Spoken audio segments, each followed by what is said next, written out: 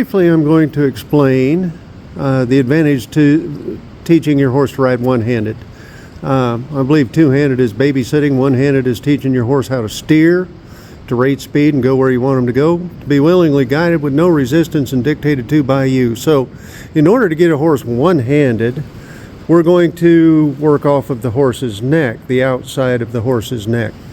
So I'm going to pretend that my hand is actually attached to the two front feet, which, by the way, those two front feet down there are the steering wheel of the horse. It's not up there.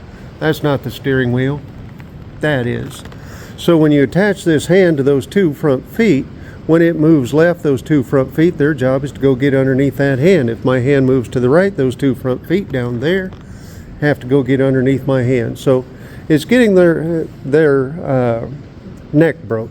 So when your hand goes right, they feel that rein lean across that outside of their neck and they push away from it.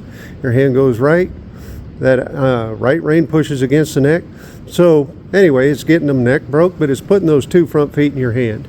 This hood ornament here is just trained to be to get out of the way. If I can keep a horse absolutely straight, they'll go wherever I want them to. So with a horse straight, as long as they don't bend their neck, I can push here, they go there. I can push here, they go there. Then advancing, of course, I'm going to teach them where to carry their neck correctly and where to set the collection with their chin correctly as we advance. But there's nothing more important than going one-handed. You can see, and it's pretty hard to show you what a two-handed ride would be when I'm trying to hold the camera in one. But two-handed, well, let's do it here. I would pull this rein in the hope that she would go there. And what happens, and I'll pull her nose over here, what happens is I've unhooked from her two front feet. Now her two front feet are still pointed that way, even though her nose is pointed this way. Anybody else that's been run off with other than me, you pull their head clear around to your foot, and they still run off to the barn. All right, that's because your saddle horn, or what's underneath those two front feet, they go where that saddle horn's pointed. So keep the neck straight, and just use your hand to guide your horse like that.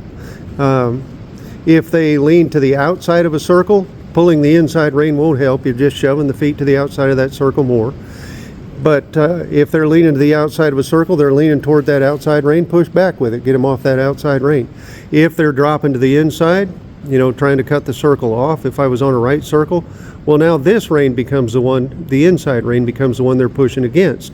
So I wouldn't pull the left rein to get them back out onto a circle.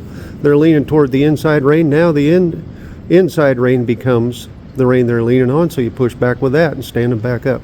So you get them between the reins, get your hand stuck to their feet, keep their neck straight, keep their chin soft, and just teach them how to steer one-handed.